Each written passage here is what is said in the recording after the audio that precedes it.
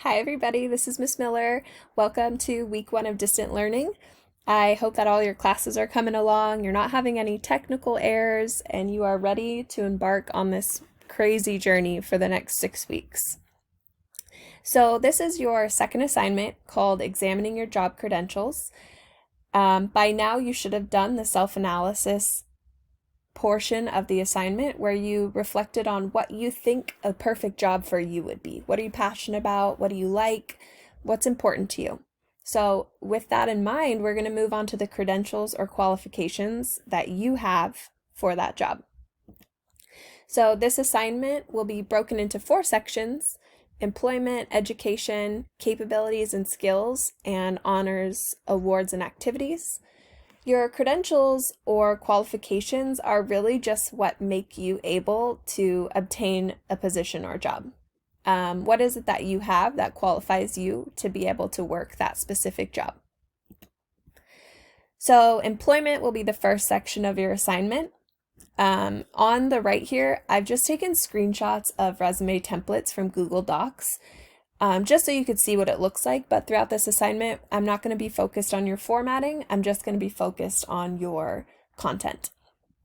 So in your employment section of your assignment, you will be including the following information: your employer, where do you work? Your job title, what do you do there? Dates of employment, and 3 to 5 duties, activities, or accomplishments that you have had while working there. So for example, maybe you work at McDonald's, your job title, maybe you're a cook. Dates of employment, that's totally up to you. How long have you worked there? And then 3 to 5 duties or activities. So maybe you've trained others. Maybe you have a food handler's card. You have safety regulations that you follow, things like that. So what are the main duties or activities that you have done while working there? The second section of your assignment is going to be education. So here you're going to just list your degree or any other training you have. You're going to include information about your courses and skills that are relevant to your job goal.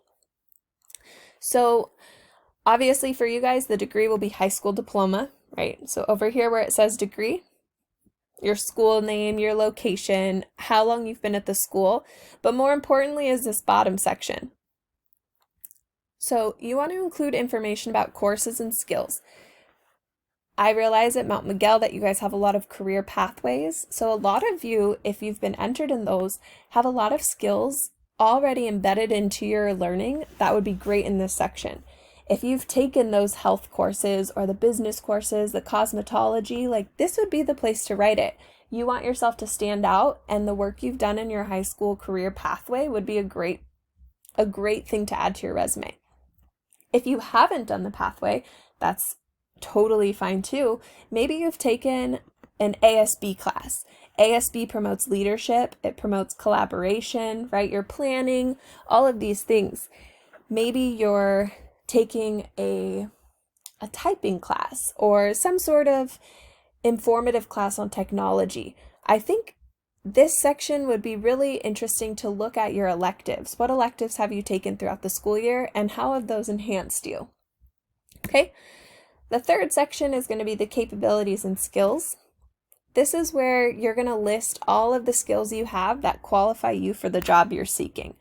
More importantly, you're going to write those skills using active verbs. So you're going to use verbs such as enacted, established, skilled in, competent in, and so on. I have linked a list of 139 action verbs to your assignment to help you out.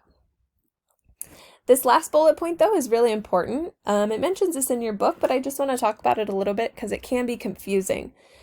So it says, empty assurances aren't good enough. Try to show evidence. Write statement actions. So the first sub-bullet point here says, develop strong teamwork skills.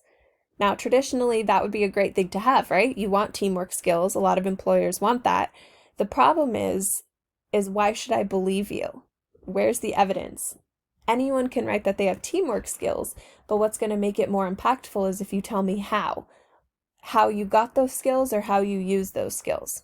So the second bullet point there says, Develop strong teamwork skills by working with a committee of 8 people to produce a functioning business model. So now I see that you have the teamwork skills because you've worked with 8 other people to produce a functioning business model. That's more impactful than the first statement. There's more behind it, which means I'm more able to believe it. So you're going to be doing this yourself. You're going to be looking at your own capabilities and skills and writing action statements in your assignment.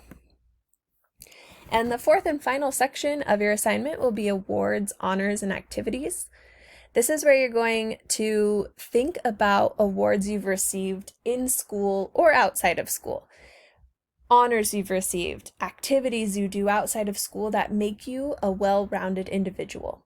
Your resume is really there to sell you, right? You're not going to be at everyone's desk smiling and able to shake their hand when they're looking at your resume. So you need your resume to really promote you as the best person you can be. You need to show these people why you're well-rounded. So, for instance, maybe you volunteer on the weekends. Maybe you volunteer in church. Maybe you volunteer for youth sports. You volunteer at an animal shelter. Any of those things would be great to write here.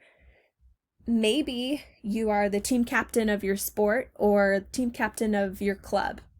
That's something to write here too, because that shows that you are a leader, you're looked up to, you work well with others, and you've established your presence within a group as being strong.